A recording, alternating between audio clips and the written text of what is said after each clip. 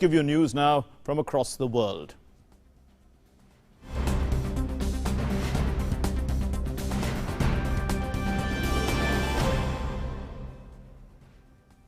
The former FBI Director Robert Mueller appeared before two congressional committees on Wednesday to respond to questions from congressmen on the recently concluded investigations about his allegations of Russian interference in the 2016 U.S. presidential election.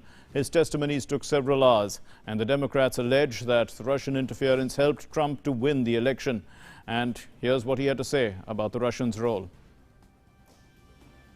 First, our investigation found that the Russian government interfered in our election in sweeping and systematic fashion. Second, the investigation did not establish that members of the Trump campaign conspired with the Russian government in its election interference activities. We did not address collusion, which is not a legal term. Rather, we focused on whether the evidence was sufficient to charge any member of the campaign with taking part in a criminal conspiracy, and it was not. And Mueller, when grilled, mentioned a few times for clarity that he did not exonerate President Donald Trump from the charge of obstruction of justice, but in a final testimony he said that he could not conclude whether the role of the U.S. president amounted to a crime. I want to go back to one thing that was said this morning by Mr. Liu, who said, and I quote, "You didn't charge the president because of the OLC opinion." That is not the correct way to say it. As we say in the report, and as I said at the opening, we did not reach a determination as to whether the president committed a crime. Well, U.S. President Donald Trump reacted to the Mueller testimony by reiterating his attacks on the Russia probe. He said it's a hoax and a witch hunt. Our country, there was no defense of what Robert Mueller was trying to defend, in all fairness to Robert Mueller.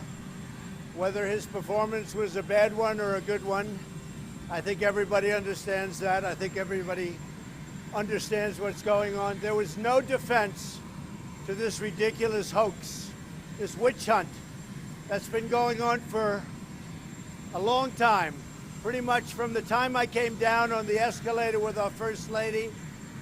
And it's a disgrace what happened, but I think today proved a lot to everybody.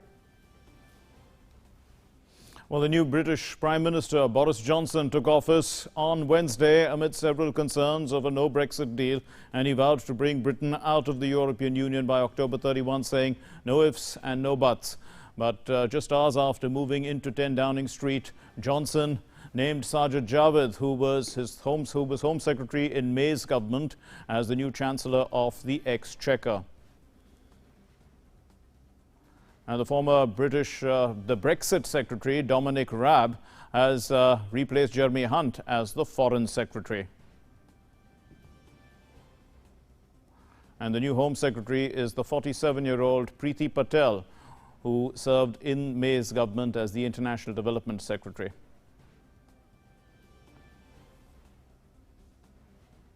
The Puerto Rico governor, Ricardo Rosselló, released a video late on Wednesday announcing that he had resigned from his post after almost 2 weeks of protests that had been calling for him to step down. He is alleged to be involved in a scandal involving offensive chat messages and government corruption.